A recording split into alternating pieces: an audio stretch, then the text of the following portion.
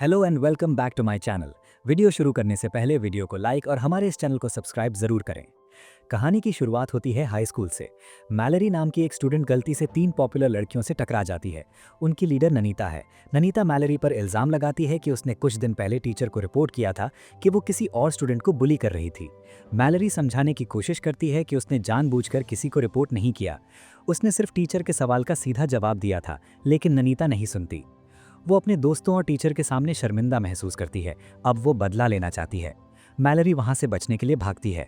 वो एक छोटे से पुल पर पहुँच जाती है जो पानी से घिरा हुआ है। लेकिन ननीता और उसकी 2 दोस्त उसका पीछा करती हैं। वो उसको गालियाँ और बुरी बातें कहती हैं। फिर अचानक ननीता मैलरी को ज़मीन पर धक्का देती है और उसे लड़ने को कहती है। जब मैलरी खड़ी होती है, ननीता उसके चेहरे पर जोर से घूंसा मारती है। मैलरी की नाक से खून बहने लगता है। मैलरी चुपचाप उसकी तरफ देखती है। लड़कियां उस पर हंसती हैं। मोना नाम की एक लड़की अपने फ़ोन पर सब कुछ रिकॉर्ड करती है। वो मैलरी पर थूकती है और उसके अमेरिकन होने का मजाक उड़ाती है। उसके बाद ननीता वीडियो ऑनलाइन अपलोड करती है और बताती है कि कितने लोग देख रहे हैं। मैलरी बस कुछ नहीं करती, खून बह रहा होता है और बेइज्जती महसूस कर रही होती है। आखिरकार वो उठती है और एक रॉड उठाती है और ननीता को जोर से मारती है। तभी एक आदमी आता है और लड़ाई रोक लेता है। बाद में मैलरी अपने अंकल टॉमी के साथ पुलिस स्टेशन से बाहर निकलती है। कार में दोनों बहुत खामोश होते हैं। टॉमी उसे बताता है वो कितना मायूस है। मैलरी समझाने की कोशिश करती है कि ननीता ने पहले मारा था, लेकिन वो कुछ नहीं सुनता। जब वो घर पहुंचते हैं, टॉमी को स्कूल से कॉल आती है। मैलरी को ऑफिशियली स्कूल से निकाल दिया होता है, ननीता पर हमला करने के जुर्म में। वो कुछ नहीं कहती, बस मेज पर रखी पिल्स की बोतल और आधा खाली वाइन के ग्लास को देखती रहती है। कमरा छोड़ने से पहले टॉमी प्यार से उसे याद दिलाता है कि इस नए मुल्क में ज़रा एडजस्ट करने की कोशिश करे। लेकिन मैलरी उसकी बात ज़्यादा नहीं सुनती है। जैसे ही वो चला जाता है, वो सारी पिल्स खा लेती है और घर से बाहर निकल जाती है। वो ज़्यादा दूर नहीं जाती, उसका जिस्म कमज़ोर होने लगता है। वो गिर जाती है और बेहोश हो जाती है। एक एम्बुलेंस उसे जल्दी से हॉस्पिटल ले जाती है। डॉक्टर बाद में टॉमी को बताता है कि उसकी हालत स्टेबल है और कोई सीरियस नुकसान नहीं हुआ। जब मैलरी जागती है तो टॉमी उसके पास बैठा होता है। वो उसे बताता है वो कितना परेशान था। कुछ दिन बाद मैलरी और ननीता की लड़ाई का वीडियो फेसबुक पर आग की तरह फैलता है। आखिरकार ये अथॉरिटीज तक पहुंच जाता है। फुटेज में साफ दिख रहा है कि मैलरी ही हमला कर रही है। वो ननीता को इतनी जोर से मारती है कि वो गिर जाती है और उसके चेहरे पर चोट लगती है। ननीता के फैमिली और स्कूल एडमिनिस्ट्रेशन के प्रेशर में केस कोर्ट में ले जाया जाता है। फिर मैलरी, उसके अंकल टॉमी और उनका लॉयर जज के सामने जाते हैं। लेकिन फैसला सख्त है। मैलरी को जुवेनाइल करेक्शनल फैसिलिटी में 2 साल की सज़ा सुनाई जाती है और उसके साथ साथ भारी जुर्माना भी लगाया जाता है। वो कुछ नहीं कर सकते और वो फैसला मान लेते हैं। बाद में मैलरी चुपचाप अपना सामान पैक करती है। टॉमी उसे फैसिलिटी तक ले जाता है। जब वो पहुंचते हैं, स्काई नाम की एक गार्ड उन्हें मिलती है और मैलरी को वार्डन से मिलवाने ले जाती है। वो औरत शांति से बात करती है। वो उन्हें भरोसा दिलाती है कि मैलरी के साथ इंसाफ होगा और उसे ऐसा नहीं लगेगा कि वो जेल में है। मीटिंग खत्म होने के बाद वार्डन मैलरी से कहती है कि वो बाहर जाकर अपने अंकल को अलविदा कहे। दोनों बहुत दुखी होते हैं। टॉमी वादा करता है वो उसे बाहर निकालने के लिए सब कुछ करेगा। फिर वो वहां से चले जाते हैं। स्काई मैलरी को मेन गेट से फैसिलिटी के अंदर ले जाती है। जैसे ही वो अंदर कदम रखती है, वो परेशान हो जाती है। अंदर सब जगह अंधेरी और डरावनी दिखाई देती है। दूसरी कैदियां उसे दुश्मनी भरी निगाहों से देखती हैं। स्काई उसे भरोसा दिलाने की कोशिश करती है और मैलरी को एक खुले कोर्टयार्ड की तरफ ले जाती है जहां दूसरे कैदियां जमा हैं। तभी रिज नाम की एक औरत उसे नोटिस करती है। बुरी नज़र से रिज उसे डराने लगती है। फिर अचानक रिज मैलरी की गर्दन पकड़ लेती है। हालात बिगड़ने से पहले बेल नाम की एक और कैदी बीच में आती है और हमले को रोकती है। मैलरी उसे शुक्रिया कहती है, लेकिन बेल वहां से चली जाती है। फिर स्काई मैलरी को उसकी सेल तक ले जाती है। एक गार्ड उसे जेल की यूनिफॉर्म देती है और उसे बदलने को कहती है। मैलरी शर्मिंदा होती है और झिझकती है, लेकिन कैट नाम की एक कैदी प्यार से उसे कहती है ये नॉर्मल है। जब वो यूनिफॉर्म पहन लेती है, स्काई डेली शेड्यूल देती है और चली जाती है। जल्द ही कैट बात शुरू करती है। वो पूछती है कि मैलरी यहाँ क्यों आई है। मैलरी सब कुछ बताती है। कैट ध्यान से सुनती है, लेकिन जब मैलरी कैट से अपनी कहानी के बारे में पूछती है, वो गुस्से में आ जाती है और उसे अपने काम से काम रखने को कहती है। उसके बाद लंच का वक्त आता है। कैट मैलरी को अपने साथ बैठने को कहती है। रिज उन्हें दूर से देखती है। कैट उसे समझाती है कि रिज खतरनाक है। उसने अपनी पूरी फैमिली को मार डाला था, एक बिल्ली तक को, इसलिए वो यहाँ बंद है। मैलरी बहुत हैरान हो जाती है। कैट उसे बताती है कि यहाँ का सिस्टम खराब है। गार्ड्स और वार्डन कैदियों को एंटरटेनमेंट के लिए लड़वाते हैं। थोड़ी देर बाद रिज वापस आती है और मैलरी को फिर से परेशान करती है। कैट बीच में आ जाती है और वो दोनों लड़ने लगते हैं, लेकिन एक गार्ड वक्त पर आ जाता है और लड़ाई रोक देता है। बाद में कैट मैलरी को सलाह देती है कि अगर वो इस जगह सर्वाइव करना चाहती है तो उसे लड़ना सीखना पड़ेगा। बाद में मैलरी पूछती है क्या वो अपने अंकल को कॉल कर सकती है। कैट उसे वार्न करती है कि सारे फ़ोन कॉल्स मॉनिटर किए जाते हैं, लेकिन मैलरी जिद करती है। जब वो आखिरकार टॉमी से बात करती है, वो उसे मिन्नत करती है कि वो उसकी बाहर निकलने में मदद करे। टॉमी वादा करता है वो उसे वहाँ से निकाल लेगा, लेकिन वो कुछ और कह पाए इससे पहले गार्ड लाइन काट देता है। थोड़ी देर बाद मैलरी को वार्डन के ऑफिस में बुलाया जाता है। उसे एक डॉक्यूमेंट दिया जाता है जो एक ऐसी लैंग्वेज में लिखे हैं जो वो समझ नहीं पाती। वो कहती है कि वो पहले अपने अंकल या लॉयर से कांटेक्ट करना चाहती है, लेकिन वार्डन मना कर देती है और कहती है कि अगर मैलरी साइन नहीं करती तो उसकी जेल की मुद्दत काउंट नहीं होगी। मजबूर होकर मैलरी के पास साइन करने के सिवा कोई ऑप्शन नहीं होता। अगले दिन स्काई आ जाती है उसे काम की ड्यूटी असाइन करने के लिए। मैलरी फ्लोर साफ करना चूज करती है मुसीबत से बचने की उम्मीद में, लेकिन मुसीबत उसे खुद ही ढूंढ लेती है। रिज उसे देख लेती है और बिना किसी वजह के उसे चेहरे पर जोर से मारती है। जब कैट को पता चलता है वो बहुत गुस्से में आ जाती है। मैलरी उसे रोकने की कोशिश करती है, लेकिन कैट रिज पर हमला कर देती है। हंगामा मच जाता है। लड़ाई इतनी ज्यादा हो जाती है कि वार्डन खुद अंदर आ जाती है और दोनों को आइसोलेशन केजेस में डाल देने का हुक्म देती है। जब दोनों को घसीट कर ले जाया जाता है, वार्डन मैलरी को एक अजीब नज़र से देखती है। उस रात बाद में कैट को उसकी सेल में वापस लाया जाता है, मरी हुई और ख़राब हालत में। मैलरी अपनी हिम्मत जुटाकर वार्डन से अब्यूज़ के बारे में सवाल करती है, लेकिन उसे सिर्फ धमकी मिलती है। वार्डन उसे वार्न करती है कि अंदर क्या होता है उसके बारे में कभी बात करने की कोशिश ना करे, वरना उसे पछताना पड़ेगा। वो मैलरी को कहती है कि अगर सर्वाइव करना है तो लड़ना शुरू कर दे। वार्डन मैलरी की सेलमेट को बुलाती है और उन्हें लड़ने का हुक्म देती है।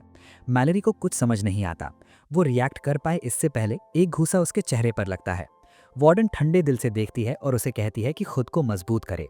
वो कहती है कि 2 हफ्ते में मैलरी की पहली ऑफिशियल फाइट होगी। डरी हुई मैलरी बेल के पास मदद के लिए जाती है। वो उसे ट्रेनिंग में मदद करने को कहती है। बेल पहले अग्री नहीं करती, लेकिन आखिरकार उसे एक टास्क देती है।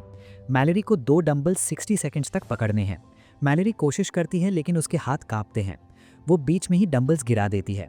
वो अब भी बहुत कमज़ोर है। वो बहुत परेशान और शर्मिंदा होकर ट्रेनिंग रूम से बाहर चली जाती है और दरवाज़ा ज़ोर से बंद कर देती है। गुस्से में वो टॉमी को फ़ोन करने का फैसला करती है। एक गार्ड उसे रोकने की कोशिश करता है, लेकिन स्काई मदद करने का नाटक करती हुई बीच में आती है। वो मैलरी को वार्न करती है कि कॉल पर वार्डन का जिक्र ना करे।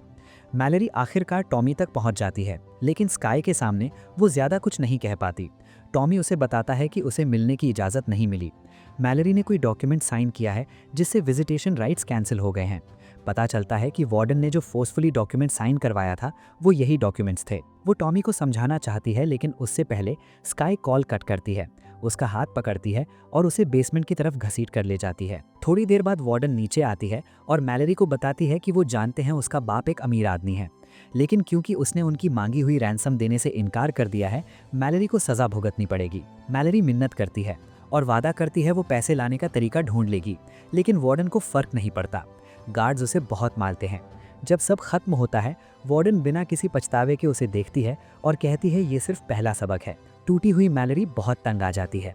वो शावर में अपनी जान लेने की कोशिश करती है, लेकिन उसकी कोशिश नाकाम होती है। वो फर्श पर गिर जाती है। स्काई उसे बिल्कुल वक्त पर ढूंढ लेती है। फिर मैलरी को एक खास सेल में शिफ्ट कर दिया जाता है। वार्डन दोबारा विजिट करती है। वो मैलरी को वार्न करती है कि चुप रहे और उसे याद दिलाती है कि उसकी पहली फाइट में सिर्फ 1 हफ्ता रहता है, तो बेहतर होगा कि वो ट्रेनिंग शुरू कर दे। वक्त गुजरता है।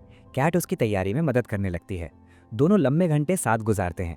वो मैलरी को उसकी ताकत और फाइटिंग स्पिरिट बिल्ड करने के लिए पुश करती है। बाद में कैट अपने बारे में बताती है कि कैसे उसके एक्स ने उसे धोखा दिया और उसे यहाँ बंद कर दिया। मैलरी उसे तसल्ली देती है और फिर वो ट्रेनिंग पर वापस आते हैं। उस पल से मैलरी पहले से ज़्यादा ट्रेनिंग करती है, दिन रात मेहनत करती है अपनी ताकत दोबारा बिल्ड करने के लिए। आखिरकार वो 2 भारी डंबल्स उठा लेती है और उन्हें 2 मिनट से ज़्यादा पकड़ने में कामयाब हो जाती है। मैलरी अब वो कमज़ोर लड़की नहीं है जो पहली बार इस जेल में आई थी। बाद में कैट के साथ ट्रेनिंग करते वक्त वार्डन अचानक आ जाती है। वो ऐलान करती है कि मैलरी इतनी मजबूत हो गई है कि वो मेन इवेंट से पहले एक एग्जीबिशन फाइट में जा सकती है। मैलरी इनकार करती है कि वो तैयार नहीं, लेकिन उसकी बातों का कोई मतलब नहीं होता और उसे अरीना में ले जाया जाता है। मैलरी शॉक हो जाती है क्योंकि उसकी ओपोनेंट कोई और नहीं बल्कि ननीता है, वही लड़की जिसकी वजह से मैलरी जेल में थी। उनकी आखिरी मुलाकात के बाद ननीता को एक और जुर्म में अरेस्ट किया गया था और वो खुद जेल में आ गई थी। किस्मत उन्हें फिर से आमने सामने ले आई है। लड़ाई शुरू होती है। पहले ननीता डोमिनेट करती है। वो भारी घूंसे मारती है और मैलरी सिर्फ खुद को बचाने पर मजबूर हो जाती है। लेकिन जैसे फाइट जारी रहती है, मैलरी गुस्से और प्रिसिजन के साथ जवाब देती है।